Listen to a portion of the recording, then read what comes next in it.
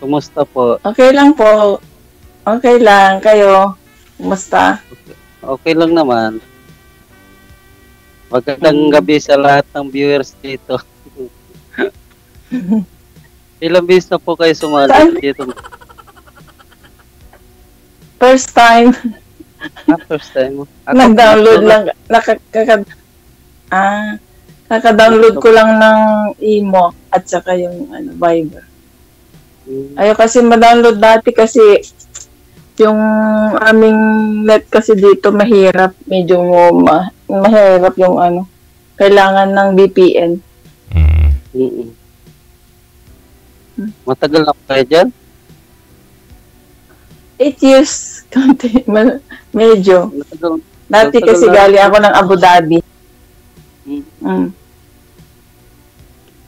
Kayo, sir, anong trabaho nyo? May kunting hanap buhay. Sa Pampanga? Pangasinan? Pampanga po, Pampanga. Luzon po, Luzon. Nandyan yung nanay ko sa Pampanga, sa Severa subdivision. Severa. Malapit lang dito yan. Nandyan sila, dyan nakabili. Ano po kayo na nasa Paris. Ilan na po yung anak niya, ma'am? 2 lang na lalaki. Malalaki na po? Malalaki na. Yung isa, seaman. Yung isa, nagtatrabaho sa call center. Yung sa akin naman 3. Kayo po, ilan taon? Sa training. Kakagraduate lang ng training ng bunso ko kanina sa army. Yung panganay ko tapos na. Buti pa. Yung pangalawa, nag-work din siya. Dami niya. May anak kayong babae? Panganay po, isa babae, 2 lalaki. Wala pong party-party dyan, sir, kasi kag-graduate lang ng anak mo? Busy, sir, kasi ang pasok ko, maya-maya ang pasok ko eh. Ibig sabihin? Sinundo ko siya. Ano lang, nag-take out na lang po, sir. Nag-catering ka lang. Ay, hindi po ako mapira. Mapira lang yung titira. Kumain lang, no? Kunti lang naman, magkano lang naman yun. Pang ano lang naman yun. Mga tag 100. Pumili lang sa labas. Kapatid ko, pagka-graduate yung anak niya maulan. 20.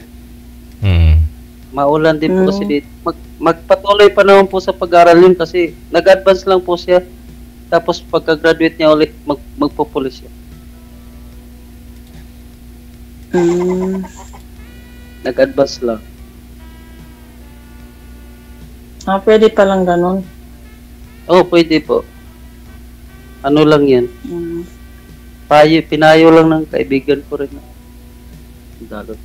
Bakit po nasaan na yung mga dati nyong nakausap dito? Ano pong nangyari? Tanong ko lang. Matagal na po yun. Naalala mo, DJ, yung kahuli ko, yung pangalawa kong sali, yung kausap ko, yung Panay Secret? Taga saan po yun? Batangas? Batangas po yata, sir. Maalala ko. Matagal na, 1 year ago na, eh. Si Private Secret? Yun po ba yun? Opo. Okay. Kasi private na, secret pa. Bawat tanong ko secret. Para napanood ko yun, yung babae. Private secret. Pagkatapos na namin nag-usap, DJ, tumawag siya sa akin. Tapos nang tumawag siya sa akin, tumatagay pala ng readers. Pangalawang bote na. Sumasali pala siya, nakaisang bote na siya. Hindi obvious no? Ang palakas loob niya. Ano daw siya, siyang poker sa resort ng amo niya, sabi. Iba po yun. Iba si Private Secret. Iba pala yun. Yung puro secret lang, DJ, na secret lang yung sagot niya sa'yo. Yung anak niya sa probinsya po yung iba sa Laguna ba yan?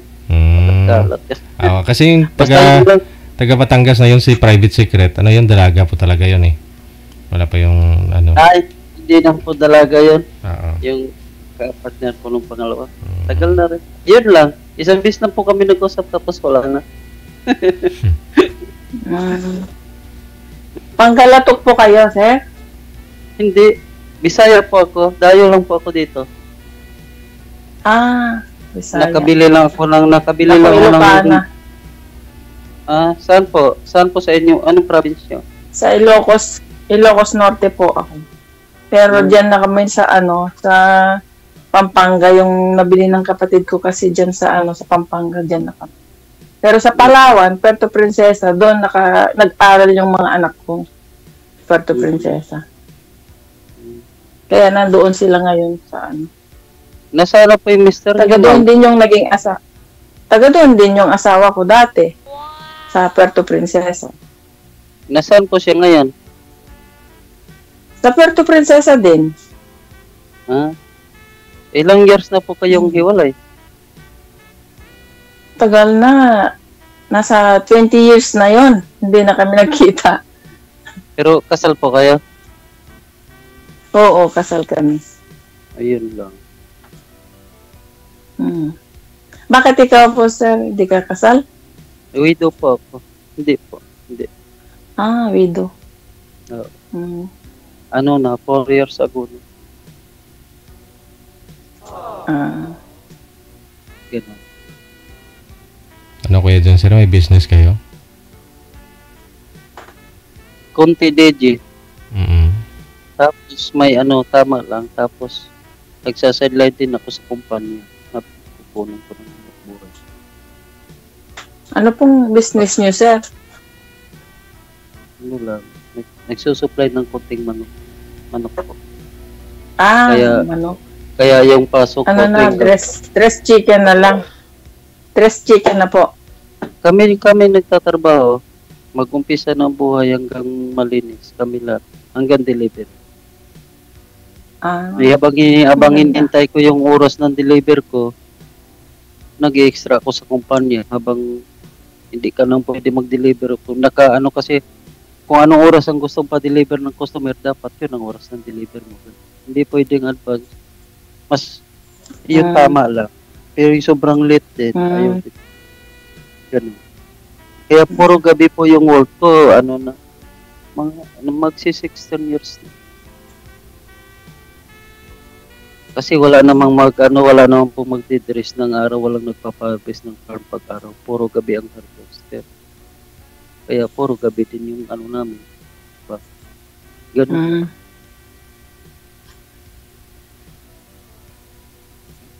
Tanong po kayo. Mayroon pa. Ilang taon na po kayo? Wala akong maano.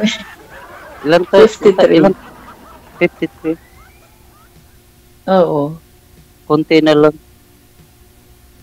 Konti na lang panahon magpipensyon ka na. Oo. Bata pa pala kayo ba nag-asawa? Oo, medyo. Medyo, sir. Maganda naman po yung buhay ng anak ko. Pagkahirap pa kayo dyan, may gira dyan.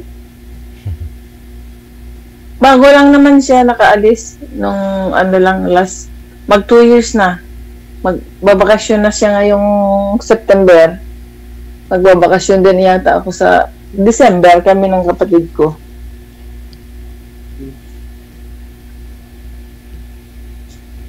Wala pa po kayong sa loob ng 20 years, wala pa po kayong natagpuan? Dati, nung last February, meron akong last year, meron akong kachat, nakilala ko siya sa sa TikTok. Tapos, nagkaroon ng buy and sell. Nag-buy and sell siya ng ako namuhunan ng buy and sell ng motor. Tapos, parang, ewan ko, kung ano ginawa niya kasi siyempre nililista ko lahat yung mga na lumalabas na pera sa akin. Tapos nung nagkakaroon ng parang yung nagbabago ba siya? Nagbago yung ugali niya. siyempre, nagtatanong ako, tapos yun, nagagalit, tapos biglang iba yung pagkaintindi niya ng mga sinasabi ko. Tapos kailangan, sabi ko, kung pag hindi mabenta yung binibili mo na ganyang motor, yung iba ang bilhin mo, yung medyo mabenta, sabi kong ganun. Sumusunod kasi siya sa tita niya. Kaya medyo mahirap yung yung sitwasyon na sumusunod siya sa tita niya. Kaya last September, wala. Nag-blockan kaming dalawa. Ano pero po yung binalik tono naman nung... yung ibang pera. Magkano yung... magkano yung... Nagalit siya kasi bali umabot lang po ng 150. Ang laki yun. Kasi second hand naman yun. Second hand naman yung yung tawag nun? Yung motor. Ibibenta niya. Ayusin niya siguro, no? Opo, tapos binebenta niya NMAX, tapos merong tawag nun? Yung ibang motor. Yung mga iba na second hand na binibili niya. Marunong kasi siyang gumawa ng pagre-repair ng sasakyan ba. Tapos marunong din yung tita niya mag-buy and sell. Oo, nagme-mechanic siya. Tapos nagba-buy and sell din yung tita niya. Kaya sumama sa ama siya. Sabi niya bahala do yung tita niya. Hanggang sa tumagal, nakailang buy kami ng ng motor, naka-4 din po yata yun. Kaya sabi ko kung hindi pwede, di balik mo na lang yung puhunan ko. Sabi ko gano'n sa kanya. Pero hindi niya naibalik. Hindi niya naibalik lahat. Mga lang naibalik niya. Nasa 70. Kawawa. Kaya sabi naman niya, babayaran niya. Kaya lang, sinabihan ko yung kaibigan niya na singilin niya, wala pa daw pera. Laging walang pera. Kaya yun. Natagpuan. Oo. Taga Batangas din. Swerte ka na rin, kahit paano may napalik. Pera lang naman yun. Oo. Kaya nga sabi ko pera lang yan. Hindi ko naman yan yung kikitain ko. Pero yung tiwala ko sa inyo. Medyo masakit nga lang isipin kasi pinaghirapan mo yun. Pinagpaguran mo. Yun lang. At saka tiwala po sa kanya. Pinagkatiwalaan ko sa kanya. Ilang taon na po ba kayo nun? Aso na husky. Ano po? Pati aso. Ilang taon na ba kayo magkarelasyonan? Ilang taon na po kayo magkarelasyonan? Magdalawa pa lang dati. Magdalawa pa lang po dati. Magdadalawa pa lang yun. Iwan ko kasi may sakit yung tatay niya noon, nung time na yon. Tapos, siyempre, pag nagtatanong, parang nape-pressure. Ewan ko, nasama ako sa niya. Pero hindi dapat ganun kung talagang totoo siyang kasamang... Parang na-stress na. Kung isipin niya sa... Hapo. Stress daw sabi, pero hindi ko naman expect na kasama na yun sa stress. Iba naman yung aming. Tumutulong naman ako sa kanya kung ano yung nahuli pa siya sa dahil yung isang motor na binili niya yung NMAX hindi rehistro. Kaya nahuli siya ng LTO. Ako na naman ang yung mga yun, mga malilit na bagay, hindi ko naman sinisigil yun. Problema lang kasi may siya. Nagkita na po ba kayo noon bago ka magtiwala? Hindi pa rin. Sa lang, sa TikTok lang, LDR po yun. Nanonood po kayo TikTok? Dati, ako ng TikTok kasi yung kakwarto ko dati, halos umaga na yun natatapos kaya hindi ako nakakatulog. Kaya sabi ko, mag-TikTok na lang din ako. Baka mapanood nanonood lang ako dati. Baka mapanood niyo pa ako sa TikTok. Araw-araw ako halos nakanta sa live. In-invite ako. Ay, hindi na po ako nagti-TikTok. Uninstall ko na yung TikTok ko. maingay nga lang sa akin sa lahat, video yung gamit ko. Yung mga friends ko naman, sing along lang. Diplo. Halos araw-araw ako nakanta sa TikTok, magsawa na Hindi lang. na po ako nagtitiktok eh. Kaso mahaba yung oras ting guli. Pagka may time lang yun, pero halos araw-araw nakanta ako pag in-invite ako ng mga friends ko. May TikTok account din po ako. Oo. Dito po kayo, kantahan nyo si ma'am, sir. Libang. Ah? Kantahan mo si ma'am.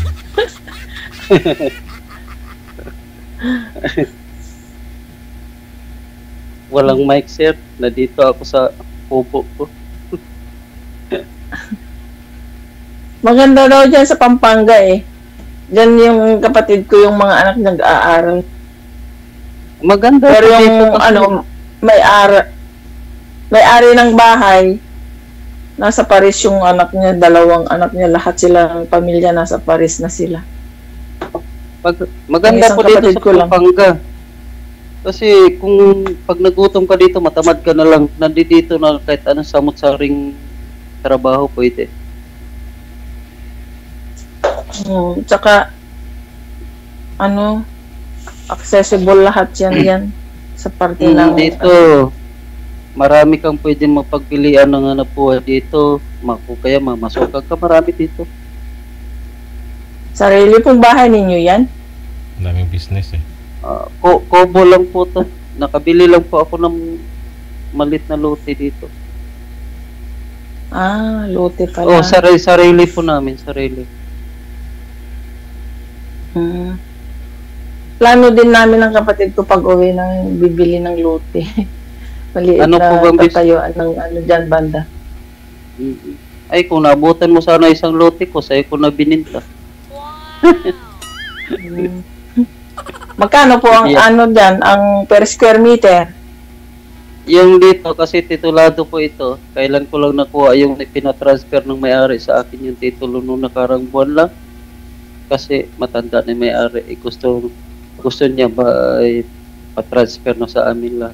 Yan ang mga nakabili dito. Sila na po pinalakad ko lahat na sila nang nag-process lahat-lahat. Wala na akong pagod, nagbayad ako ng 85. Yun lang siningil nila. Isang lote? Dito sa lote. Sinukat mo na to. Isang lote? Ilan pong square meter yung isang lote? Hindi po sa titulo lang po yun. Yung binayad ko. For title pa lang. Kasi ang lote po, magkano? Dito, nakadistansya, malapit lang po kami sa bayan. Walking distance lang, pero... Per square meter daw, sir, yung tinatanong ni ma'am. Yung ring sa ngayon, nasa pinakamababa 3.5 per square meter. Hanggang 5K. Yun, basta titulado po. 3.5. Pero commercial area po siya?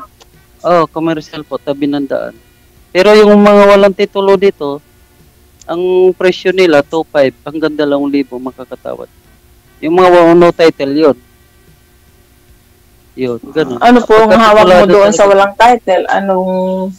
Wala po, walang title. Verbalan lang po yun. Rights lang po yun talaga. Pasulatan lang sa barangay, ganun. Rights lang po yun pagka no title. Hindi katulad ng may title po, may titulo, magbabayad ka ng tax a year. Every year ka magbabayad ng tax. May lupa kami sa Palawan, kaso malayo sa Puerto Princesa. Ano po ba yung ano po yung alam niyong business? Ano po yung alam niyong business? Magiging plano. Meron kasi akong kinuha ng franchise ng yung siomai. At saka may mini grocery yung kuya ko kasi kaya kailangan namin ng mayroong konting medyo accessible at saka yung lupa na pwedeng patayuan ng bahay at saka pwedeng maging grocery sa baba, ganun. Parang ganun. Nasubukan niyo na rin po mag-manage ng business, yung alam yung sinasabi niyo. Oo. Nasubukan niyo na? Oo, meron po naman guide yun. Madali lang din naman para pwede po sa online yun. Hindi na mahirap yung siomai. madali po siyang saleable po kasi siya. Saka ready na po siyang makuha online yung mga products nila. Kailangan kung gusto mong kita na maganda, marami kang vendors. Ganun. Sa simula po, sa ganun talaga po yung sa simula. Magsisimula ka sa kahirapan din hanggang sa makuha mo din yung ng tao na maging suki ka nila, ganun. Ano po ito Dati kasi ako nagtrabaho sa hotel sa Abu Dhabi. Nagpunta ako dito kaya kala ko maganda dito. Okay naman dito kaya lang nagkaroon ng gera nung time na pagdating ko dito, malaki yung value ng pera nila, parang 1:1 ng pera sa Pinas. Kung sasahod ka ng dati dito ng 100K, umaabot din yun ng pera mo yung 80K, ganun. Kaso ngayon naggera, tapos na pigpitan, medyo mahirap. Bumaba pa yung currency nila. Mahigpit pa po dyan ngayon. Laging laman ng balita. Mahigpit. Simula po dati nung naggumera na, nagkaroon ng higpitan, tapos nanalo si Trump, naging okay naman. Yung mga product ng Amerika, European, medyo nakakapasok na din. Dati walang McDonald's, walang KFC. So, kailan po yung dyan? Maiba ko, kailan po yung finish contract niya? Wala po akong kontrata sa amo pa. Bali, sarili namin visa rito. Bumibili kami ng sarili namin visa. $3,000 US, gano'n. Bali, 1 year visa lang yun. 1 year Wala lang. pong limit ng... 1 year lang yun, ma'am? 1 year.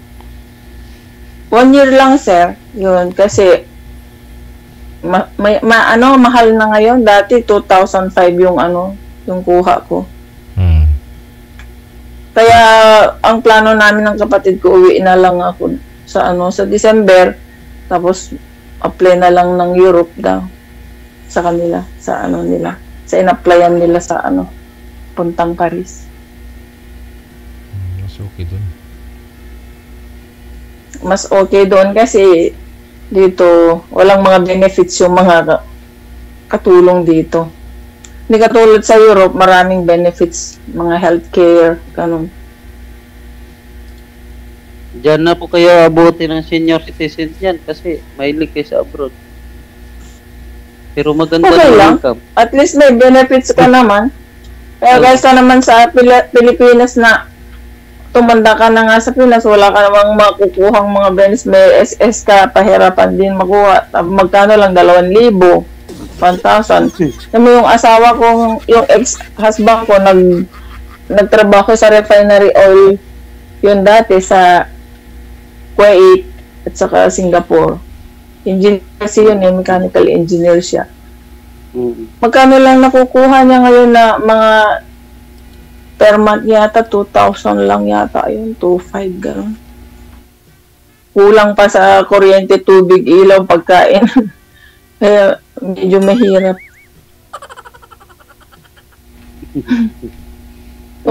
Mag-stay ka nga, yung tiyahin ko nga nagtumanda na sa Hawaii. Saka lang siya umuwi nung malapit nang mamatay. O mas okay yun kasi may benefits pa. Galing sa umuwi siya nung malapit na ilang buwan lang siya, 5 months yata siya nung namatay siya, bago namatay. Kaya mas okay naman kaysa dyan sa Pinas, gutom ka pa.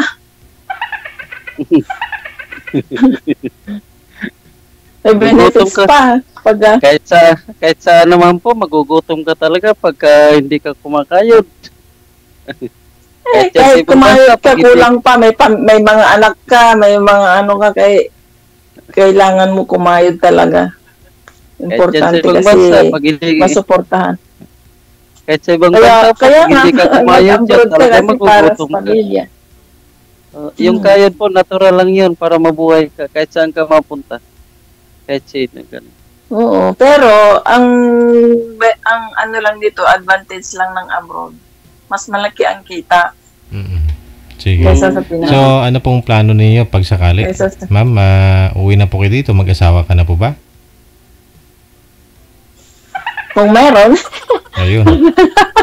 wala naman ako mahanap ang Ito na po. Nakaplano na nga yung lilipatan niya ng bansa, DJ. Pag-usapan po ninyo yan sa off-cam para tuloy-tuloy naman yung pag-uusap ninyo. Makilala yung isa't isa. Maraming salamat. Sige po, DJ. Maraming salamat. Salamat, po. sir. Talaga po, sir. Good din po.